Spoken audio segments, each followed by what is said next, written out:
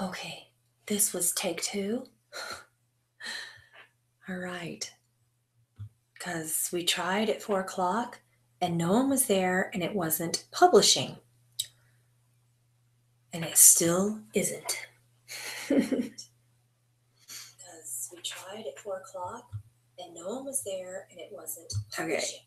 Okay. It says 2 people are watching now, but it doesn't say that on my end, which is a strange thing. So, let's see. If you are watching, please type in the chat section so that I can know for sure that that is the case that you are watching, and that this is working appropriately, because now it's showing back to 0 viewers. And it is incredibly helpful to know that this is a new thing for me, and I need to know for sure that that it is working. Okay? Because we're not scheduled to go on for 3 more minutes. But if I can see people watching, and then if it has posted, then that helps me just know if it's working or not, because Patreon is showing me absolutely nothing.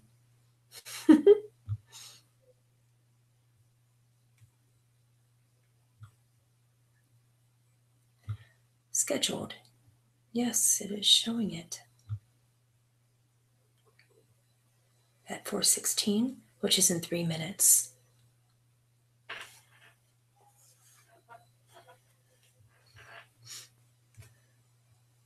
But I'm not going to start for another few minutes because I want everyone to be here, and I'm really sorry, but I need to make sure this works because I see nothing. Hello. Namaste. Oh, I'm Pamela I don't want to Aaralyn. hear my own channel. Okay. I'm going to go because it was showing it on my laptop. That's for sure. On Friday, we're going to have someone to be managing this kind of stuff, this technical stuff, so that I can just teach and not worrying about it. And that's going to be the case for a while now. But I've got to figure this stuff out. Otherwise, we're going to be doing emailed questions and just YouTube. So if I can't figure it out, we're going to be doing just Patreon videos instead, because I see nothing right now. Okay, got to go to my live streaming. Thank you for your patience with me. I'm not a technical person. Events.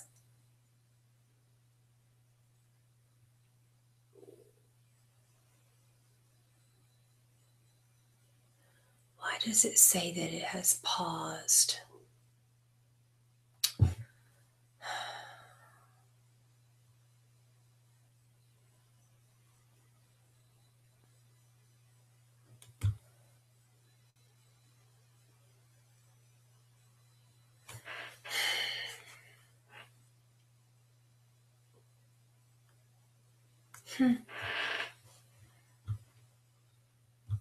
I can't really tell if people are here or not.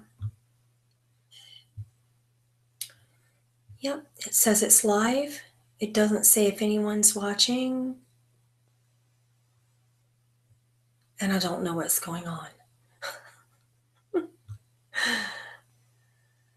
Okay. 1 viewer. I see 1 viewer. So that means that it probably did just go live, at least on YouTube, but it is not on Patreon yet. I do not see it at all. Okay, pulling up my YouTube. I've got to make sure this is operating, and if not a single person can type to me and tell me that it is operating, then I'm not gonna continue.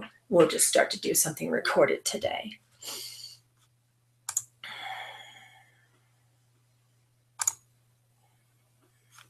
Looking at live streaming,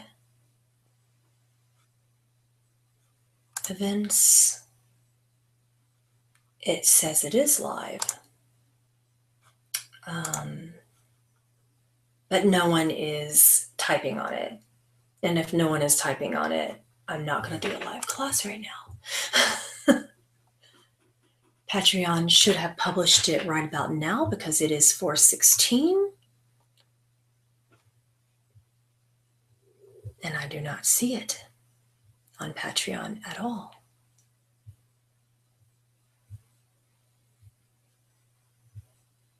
Frequency management, heart start, bunch of live polls. No, you. I don't see you guys on Patreon. So I guess you guys are just going to have to deal with me only on YouTube. Now it shows we're having 0 viewers. It's not showing me the right things. So if you are here, it would be incredible for you to just do a quick little type right here. Let me see when I type hi. I can see comments because I see 0 comments on my YouTube live. And last time I was on this, I was able to see comments on both Patreon and on YouTube. And I see 0 comments on Patreon, 0 comments on YouTube. So there is a massive problem with not being able to connect right now to you guys on either side. I see no comments either way.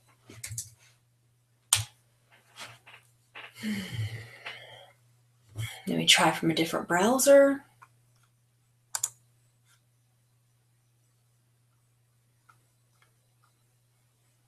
No, I see you finally. You're just not here. Okay, so take 2. I do not see anyone on YouTube and I do not see anyone on Patreon, which probably just means that you are not watching, which is fine. We will continue and this will become a recorded version. If for any reason you are watching, that would be great. I'm sorry that this took so long for the past 5 to 6 minutes for me to just figure out that the issue is that no one's watching. Okay, so, but I can see that it is loaded on Patreon now. And as long as it is loaded, then we will continue. So insofar as learning how to operate in your life purpose, finding it, many people start by finding what it is not. They start by, and if you haven't seen the Heart Start, which is program 1, and that's a part of frequency management, we talked a little bit about that last week. You want to back up and listen to that and listen to the Heart Start program and then the frequency management before you go into this one, because these techniques are really, really helpful when you can go into understanding your negative imprints and your negative purpose. Your negative core belief, rather. I strongly urge people to find their negative core beliefs and imprints and to not try to avoid that part of your heart. That's why we went into Heart Start, the baseline of the program last week. But in part 2, when we talk about purpose, what you do is you go into the negative core beliefs that you have created, because those negative imprints and negative core beliefs will actually help you find your life purposes. Getting through, and the only way out of that tunnel of depression, anxiety, post-traumatic stresses, negative core beliefs in general, the only way out of that is through. I recognize that tunnel's dark, but I urge you to look at my Aura Alchemy process, which is actually public and on my website. And I urge you to go as deeply as possible with it. I also urge you to look at my resistance process, which you're going to be teaching probably next weekend, because that's a big deal and a big part of this before you move on to the psychic exercises that we're going to share today.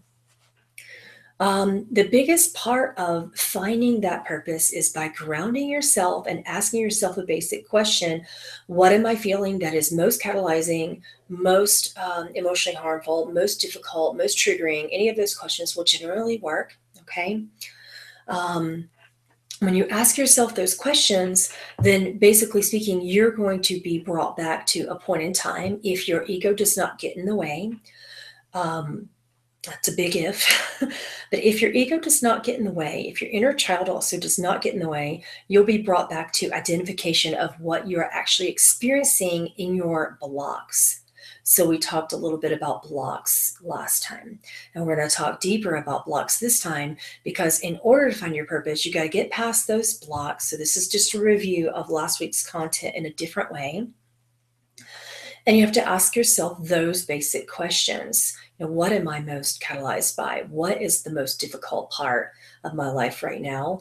You may be thinking it's something to do with money. It's something to do with work. It's something to do with a family member. It's some external action that is happening to you in an external way that is causing stress. And many people that come to me when they're looking for purpose will say, well, if I just did not feel so lost, if I just did not feel so much like I didn't belong, if I just did not feel so overwhelmed and stressed, then I would be able to get to that purpose. But I have no purpose as long as I have these financial difficulties, these extreme emotional difficulties, et cetera, et cetera.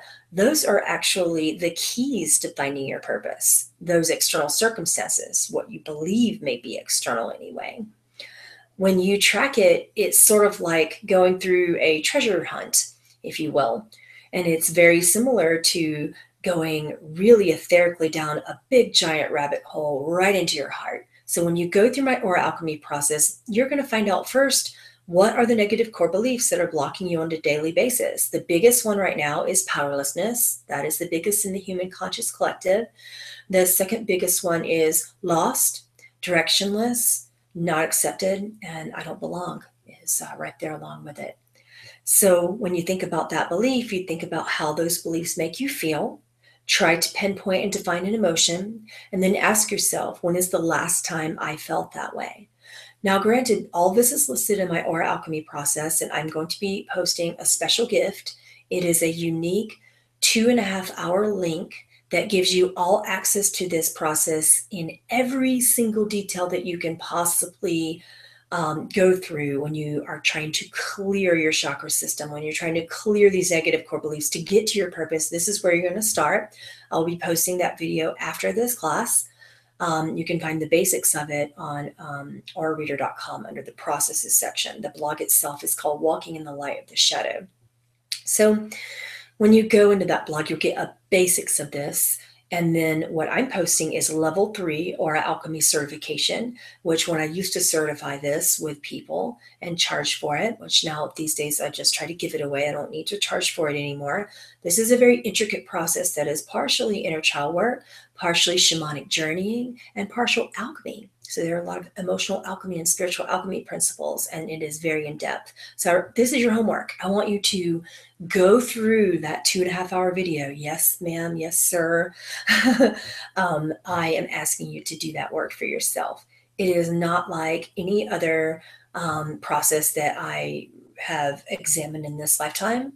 I created it with the help of my guides several years ago, and I've been working with it since then, and it's made a lot of changes in my life and a lot of changes in the lives of my clients and people who come to me for healings and the clearing of blockages.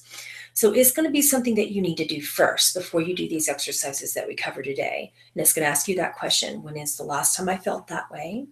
What is that feeling? And when is the last time I felt that way? So think about your daily triggering circumstances. Is it at your job? Is it at home with a spouse? Is it from a child? What's your most triggering, catalyzing daily circumstance? How does it make you feel? When is the last time I felt that way? Now here's the block. And you can find out this information on that homework that I'm going to be sending you, how to get through this block. This is called bypassing or spiritual resistance. Bypassing. An example of bypassing is, oh, it's not that bad. Another example of bypassing is, oh, well, things could be worse. There's no other way to validate. There's no worse way to validate your inner and invalidate your inner child than to say things could be worse. Therefore, I should just suck it up and not feel the way I feel.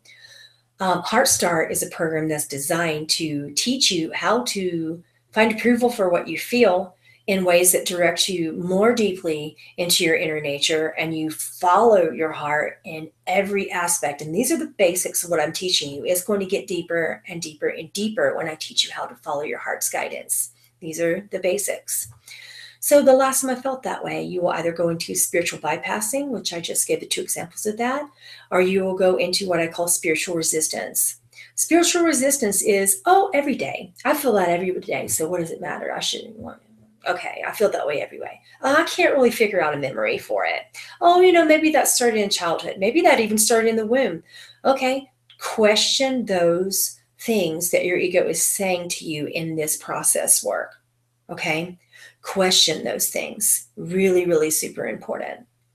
I'm going to look and see if you guys are having any questions now on the Patreon site. I haven't seen any so far on the YouTube Live, which tells me it either isn't working or something's up. I wonder if I hit start from here, would I see it there? Would I see comments there? I can see your comments now. Thank you for commenting. And I'm seeing them on Patreon only. Don't see your broadcast. Click start broadcast. Yes, I did that, YouTube. Thank you for your not so helpful advice. I'm not a technical whiz, guys. I'm sorry. But I do see your comments under Patreon this time, finally. So let's go back to spiritual resistance. It's really, really common. Unless you stand in full-on fifth dimensional and sixth dimensional mastery, which means that you are a guru meditating somewhere and you probably don't need to be listening to this podcast anyway, you are going to be spiritually resistant. It is common because your ego has formulated those ways, to really, really get you to block yourself because it was necessary in your inner child state at that point in time. Okay, so we got through that. And you want to make sure that you don't say, every day, or, you give some question, that you give some answer that's really head-centered and thought-centered and not heart-centered, okay? What else? You really want to get to a memory, and you want to make sure, even if it's something that's tiny, go into it and then ask yourself, what is a more triggering event involving this emotion? What was worse that was recent? Because not always is it going to bring you, your ego's going to bring you to things that kind of normally don't really matter, or maybe they're not as deep down into the rabbit hole as you actually want to go. So follow that, and then follow the aura alchemy process by asking yourself, holding a place of compassion for validating your inner child. All that's on my website and will be in the link that I post in the Aura Alchemy Certification Part 3. And then I want you to ask yourself the question, when is the first time I felt that way? And if it's something ridiculous like yesterday, please keep asking. Please be patient with yourself. Your ego will try to actually put up a wall to say that I can't remember those things. And that's where the link that I'm going to post after this podcast will be very beneficial, because it gives you 2.5 hours worth of details to teach you how to actually get past your own spiritual resistance. So all of that is your homework, and I really want you to look at that before we go into part 3 of this next week. Now we're going to go into how to have some spiritual techniques to tap into your gifts, because it's very important to be practicing and finding out what your unique gifts are. But before we do that, please know you have to do this inner child work. That's why we started with Heart Start. If you don't do it, none of these practices are going to work. Okay, so make sure that after this podcast is over, that you go and you pay attention. Later tonight, I will have another post that says Aura Alchemy Certification. So when you see that and you go through it all the way, you will then have the capability and the tools to use that process to work with other people and to use that process to work with yourself. It teaches you how to do both. So for healers out there, you have a fresh start with a great tool that I'm giving to you for free. So what I wrote down today, what is a practice that's actually in the physical realm, because it's easier to start with connecting to your body before you start working in the ether when you aren't aware of what your spiritual gifts are. We talked about purpose, and you need to do the inner child work to find that. Now we're going to talk about how to access spiritual gifts in the physical realm. Each of these classes will go deeper. Next week, we'll probably go more into the etheric realm if I get all the information that I want to get in today. Let me check comments right quick. Let's see.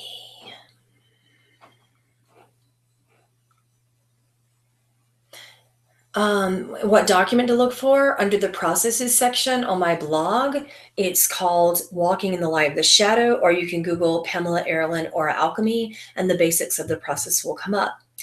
Look at that, and then I will be posting on Patreon, nowhere else, just on Patreon, a free link to my 2.5-hour Aura Alchemy Certification class, Part 3, which is the most detailed, the most intricate way to get past your spiritual bypassing, your spiritual resistance, and all of the reasons why you continue to not have proper access to your gifts and then your mastery in your life. If you go through that process, it will change your life in that way. That will be posted on Patreon only. Okay.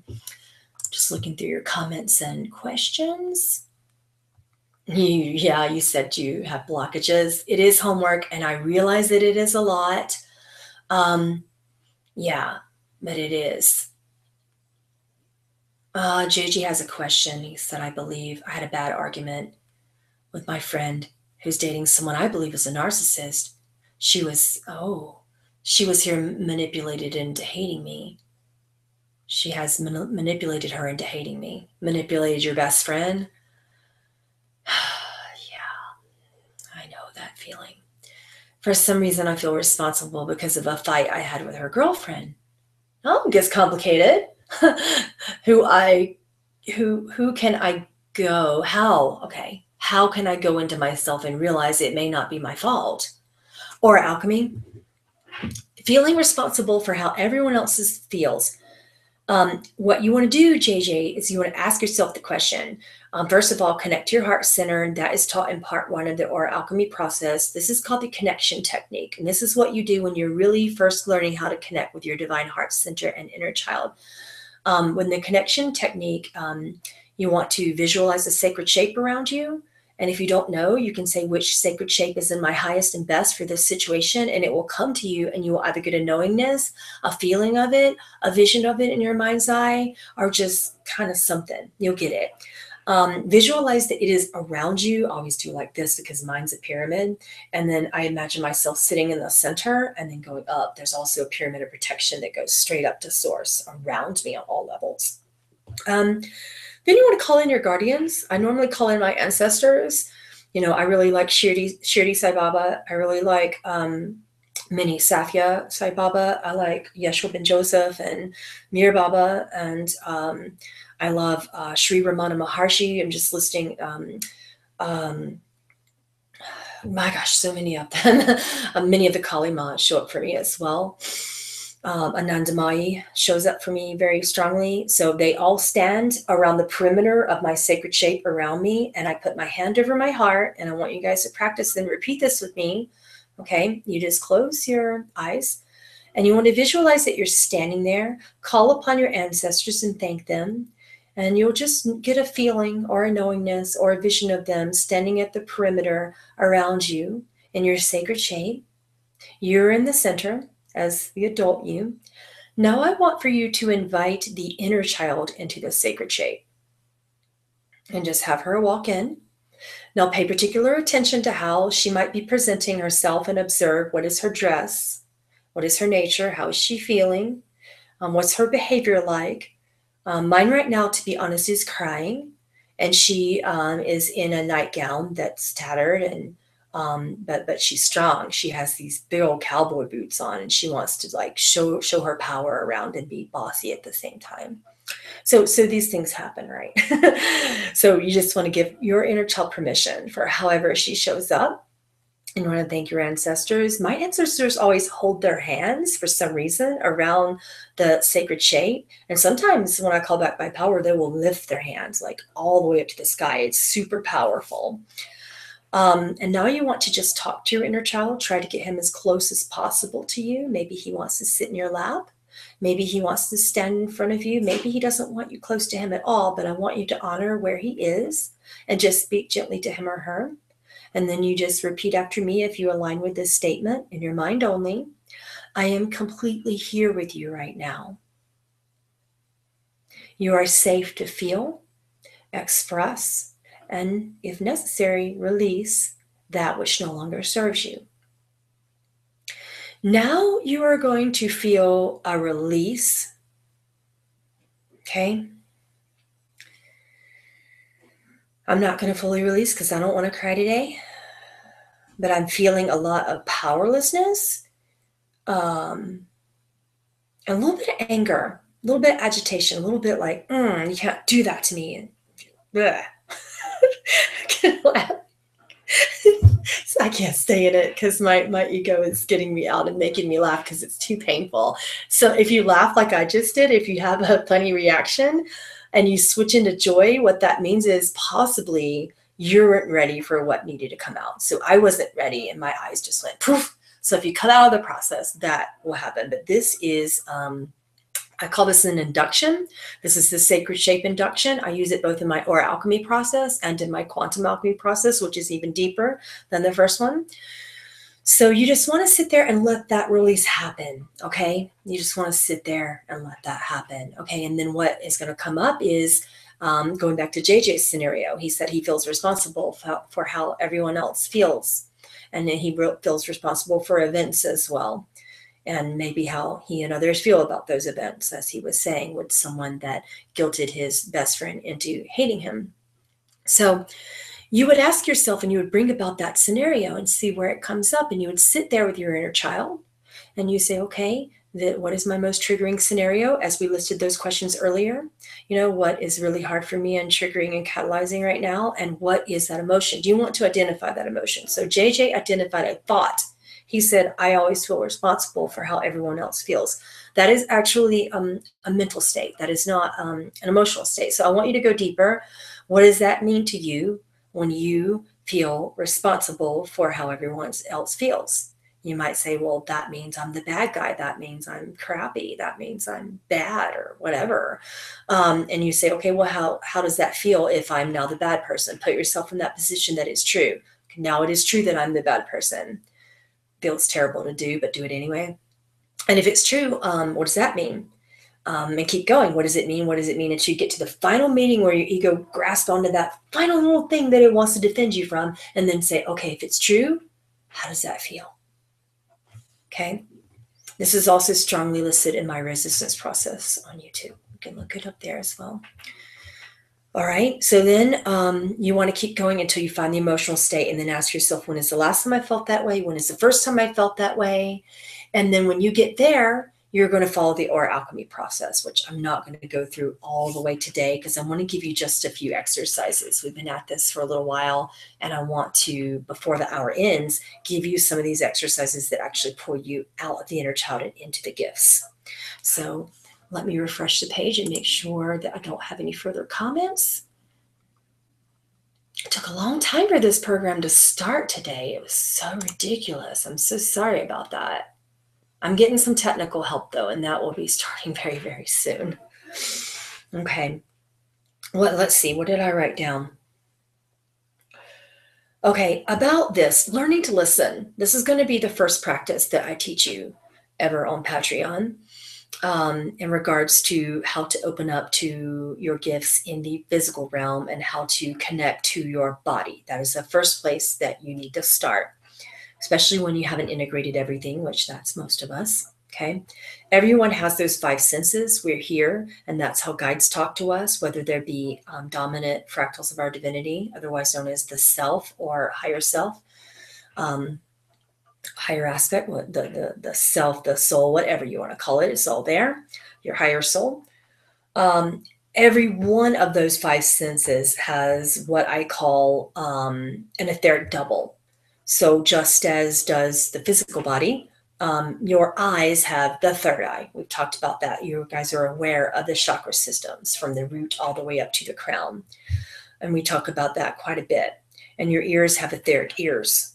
So that will open what I call clairaudience. So the ability to hear beyond the physical realm, that's what that is.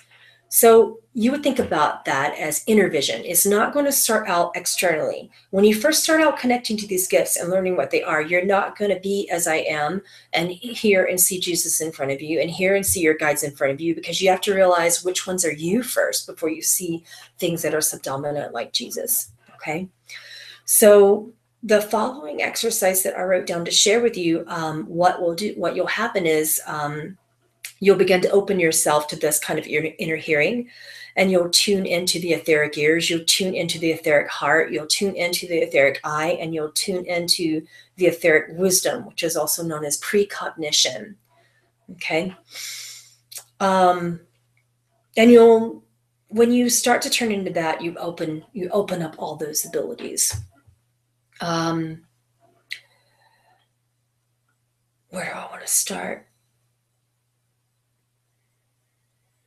When you first start doing this, because you're not going to be familiar with what you see, I would suggest, being that you're learning, to start with invoking a white light protection exercise. So when you invoke the white light for protection from any unevolved, denser forms of energy that you may come across that might be standing by, whether they be aspects of yourself or not, then you want to use your non-dominant hand. Okay, but first you want to start by invoking white light protection. So the white light of protection, I do it in the same way as what I was teaching earlier, with the sacred shape induction technique and the heart connection technique. You visualize the sacred shape around you and ask which one is in your highest and best for that moment. And then you start to envision white light coming in through the top of the shape, into your head, flooding your body, filling out the shape all the way around you, back down through your feet and into Gaia. And then you want to breathe in and pull it all the way back up and connecting to source. And then you'll notice a little white line that goes all the way down through your feet, out your tailbone as well. If you're sitting, if you're standing, it'll go through your feet and back into Mother Earth. And it feels like a little string that just goes all the way up the back portion of your spine, up the back portion of your neck, here, out the crown, and just, you can just feel it like pulling like that. I imagine, and I sit up straight when I do this as well, when I invoke the white light, and then I say the following invocation. I invoke the I am in me to connect to the white light of protection and the highest and best of myself and all that surrounds me. And so it is. Okay, so start there, and then you're going to do this particular listening exercise is an automatic channeling technique. So you actually want to do it with your non-dominant hand. Believe it or not, I found that to be a lot more beneficial. So you want to get out a pen or a pencil, and in your non-dominant hand, you're going to let energy come through that non-dominant hand onto a sheet of paper. So at first, it's going to be a slow process. You'll feel energy coming through your arm, and you can ask, what is in my highest and best right now? And just let it rip. Okay. At first, you're going to think that you're making it up. Keep going anyway. It doesn't matter. It's about letting that energy come through until your ego decides that she's no longer making it up. Okay. So you'll feel energy, coming through your arm. And what I want you to do is kind of circle once or twice around counterclockwise. And then if that stops feeling natural, you can go clockwise. But for some reason, feel counterclockwise is really, really good place to start. So you just circle around once or twice, so that you can kind of become proficient at not only holding your pencil tightly and learning how to do something different with a non-dominant hand. It's helping you release the energy in the muscles of your wrist and your arm in this particular practice. And then wait, connect to your breath and breathe. And then something's going to happen. So then what will happen is circling will then naturally begin, because you've already told your arm to release and you've already practiced it, and then it's going to happen. So then you can begin to formulate questions such as, what is in my highest and best? And you can say them out loud or inwardly. It really doesn't matter. Try both ways. And the pen will move and seemingly have a different bit of a voice. And if you need to speak, a voice will come through you that is probably that of your higher self. It may sound somewhat different than yours. If it's more integrated, if that version of your divinity is coming through. If not, and if an unintegrated aspect is coming through, and you feel unintegrated in your consciousness, the voice may sound exactly just like yours, and it doesn't matter. So just note, is the voice different? Do I feel better when the voice comes through? Do I feel worse? Just kind of note how you feel, if the voice sounds the same as yours or not, et cetera, et cetera. Sometimes when I automatically channel, an unusual dialect will come in and through my voice, and I will start to speak things as well as write. And my hand will still be circling, but I will be talking. So you're not always going to get words. Remember, you're operating in your non-dominant hand. You guys understanding? So you're not here to try to write, my spirit guide says I need to do this, or no, it's not really going to come that way. You're going to start. It's just going to start circling, or it's going to go in swirls. Sometimes you'll draw things that make no sense. And then your mouth is going to start. Okay. So sometimes it happens in your mind. For me, my mouth just opens because I'm a clear conduit channel and it just comes through my essence, whether I want it to or not. But soon other gifts, whatever, like that's my specific gift. But if you're an empath, you're going to get feelings in your body, and that's called clairsentience. Your heart is going to be bursting open and different areas of your body are going to be wanting attention. If you are primarily clairaudient, you're going to get an inner voice that's talking to you, and it may or may not be in your own voice. If you are primarily telepathic, which means you're going to be accessing your precognition and retrocognition, that's knowing of the past or knowing of the future or knowing of the present, then you're going to get just a knowingness, just an intuitive notion, and that's going to come through.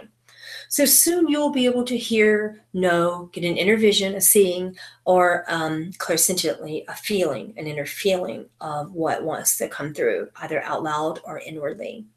So sometimes the more you practice this, what I notice is my students tend to hear, see, feel, or know those answers internally before their hand even gets the chance to start the circling, okay? So after a while, when you do this practice, and as you begin trusting your inner voice about this practice, you'll feel that the writing will become laborious. Okay, it'll get hard. So one day, most of my students, when they go through this practice, at some point they would be told, stop relying on the automatic writing and then go to meditation. So this will get you out of your head so that you can get into meditation more deeply.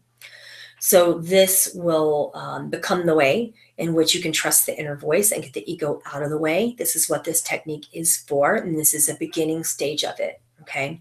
We're going to get deeper and deeper and deeper with all of these techniques as the guides feel like all of you are ready and as this library grows. And you'll often, the more you do this, you'll be very inspired by the answers that seem to come from your higher sources, and you will come to find them to be very true. So then I want you to start a journal. This is called the accountability journal. So every time you get an answer through this technique, I would like for you to go to your accountability journal and write down, I did the automatic writing technique on this day. This was my question. This was my answer. And this is what happened in my life thereafter.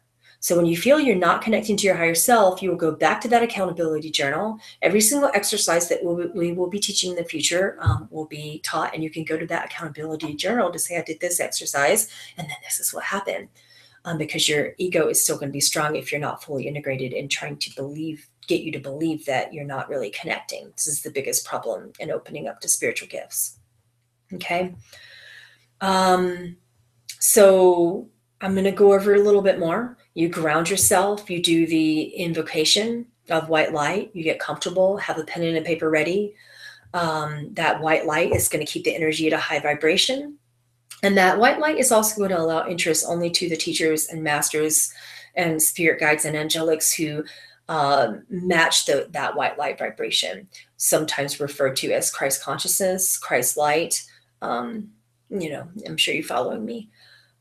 So remember, when you're doing this exercise, this is something that is important that I left out. I want you to quiet your mind, focus on your breath. If you cannot quieten your mind, there's something that you can do. There's a really simple technique called self-inquiry. It was taught by the late and wonderful, wise Sri Ramana Maharshi taught me this. You can also get into chapter 4 of one of his devotees wrote a book called Be As You Are, and in chapter 4 this technique is discussed. So if you cannot quiet your mind while you're doing this exercise, you can say, who am I? Now all sorts of things are going to come up, and when those things come up, no matter what they are, good or bad, they are an external definition. Normally it's, I'm a mother, I'm a teacher, I'm a this, I'm a that, I'm a healer. If something comes up, that means your ego is trying to come in. So then you just would ask the question, to whom do these thoughts arise? And then, of course, you're going to answer to I or to me. And then you say again, who am I? So you repeat that cycle until there's absolutely nothing. This is a very world-renowned process. This Sri Ramana Maharshi is brilliant. He's one of the strongest, most effective, loving, compassionate, silent teachers of the world. He didn't even have to open his mouth, and the world could feel him. So please, please, please, I know that's a boring technique, but it will get your ego out of the way. It really does work. So you can try that. And remember, hold your pen loosely. You can talk to the muscles in your arm if it's getting too tight, because remember, you're using your non-dominant hand. And keep your pen loosely with your arm as free as possible. This is not a tight shirt. You want to wear loose shirts during that, because the movement in your arm will guide your pen or pencil as answers begin to come. So you want freedom in that. You may feel your arm wanting to move in this process, and you may want to help this by circulating the page lightly. And then so you can do that. What else can I tell you? Your arm will be given over to the sentient beings that are coming through, the Christ conscious beings coming through, and you may be getting answers as well from those in the astral realm. You may get some from those that are newly crossed over, and that's fine. But remember, we aren't any smarter just because we left our bodies behind if we aren't integrated into Source. So you may not always want to use, like, say, there was some recent beings that crossed over and channeled one of them, and she got his unintegrated version. I went into his higher self, but his unintegrated version, before he was integrated into self, told her a bunch of things that didn't make any sense, and told her that he was like mentally sick, and that's why he killed a bunch of people. His higher self told me, yeah, this was my contract, and he said very highly advanced things that were straight from the heart, whereas the lower self invoked fear. So just keep in mind and try not to pay attention to any beings that come in to invoke fear. I prefer to bring my energy into a higher level by clearing my chakras and going into blessings. I really like, before I do these sort of exercises, sometimes I'll do shabats. So there's a lot of different shabats that you can, look up in terms of that. I really like some of them that are taught by Naranjan Kaur. She sings some of the best shabats that I've ever heard. So I do those to sort of receive information and pull me into the energy of my self, my higher self, and of my masters and gurus. So I admit I don't really always understand this when I'm doing this practice, because when I first began automatic writing and when the masters first taught me it, I was simply able to hear them with an inner hearing and an inner seeing. And then it would come the more I trusted it. And the angels and masters and teachers who live in the cosmic band are the ones that you want to connect to, because while teachers who are mentors and loved ones can still be in the astral realms, again, that doesn't mean that they really connect to us in the highest and best. They're still learning and integrating and growing as well.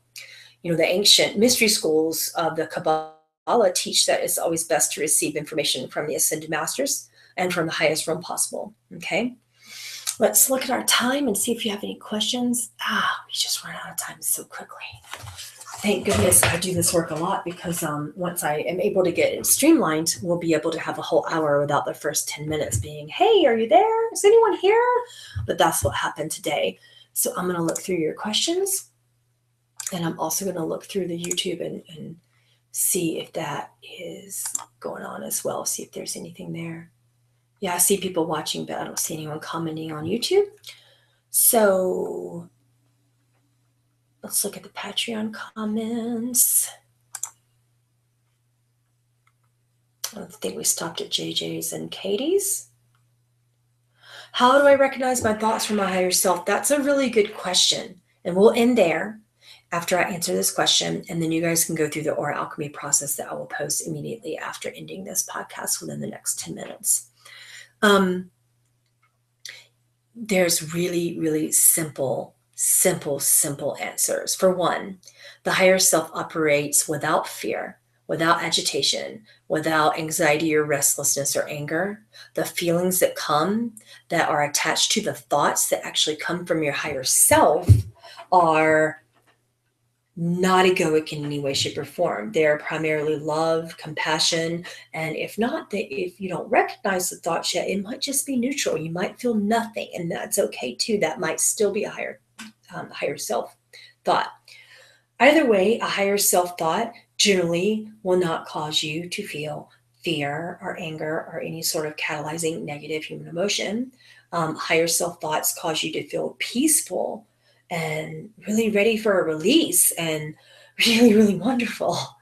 So that's the best way I could tell you. Higher self thoughts are also really pure. They're very clean thoughts. They're not very sexual in nature. Not that sex is bad. I'm certainly not going into that at all. Some other podcasts on that. But yeah, it's not that, but they're just not. The higher self thoughts generally don't attach to sexuality at all, because it's more of a physical thing in the human body. Higher self thoughts are quick. They come in very simply, and they're not incredibly wordy if it's from your higher self. Our higher selves generally will answer yes, no, keep it very simple and keep it in love, or just very small. When you first start, it's small phrases at a time. Does that make sense? Let me see if I have any further questions. That's a really good technique. I want to hear what you guys thought about that, next week. I'm glad you love the class, Sakina. I'm glad you're here. I think that's going to be it for today, because I really need to get back and post the art alchemy process. I will post it not only in the comments of this class, but I will create a new post for it so that you can see that. You can see that as well. All right. It looks like that's the end of our questions, and that is also the end of our time. So I love you very much. You guys are all incredibly awesome, and I'm looking forward to channeling. We're still voting on who will be channeling on Friday, but I will have help for that so that I can go into trance. And we do have another class that we're still voting on for Thursday, and I will be posting that probably tomorrow, so you'll know it's going to be 4 p.m. again. It's always 4 p.m. Mountain Standard Time. I like to keep that consistent across the board, that all of my channelings are at 4 p.m. It used to be 3, and I'm sorry that I made the change, but it just works out better for me that way with my schedule and my babies and my family and kids and stuff. It works out better that way in our time zone. 3 was stretching it for some reason. So look at the poll, which will give you options to vote on the topics for Thursdays. Thursdays is more of an open live question and answer, and I have a certain topic that we poll upon together, and then we teach about that and answer all your questions. So it's a lot more interactive than this one. So I'll see you on Thursday at 4 p.m. And please vote on who you want me to channel next. That poll is up and running as well. And then I will see you Friday at 4 p.m. for that one. I love you very much. Namaste.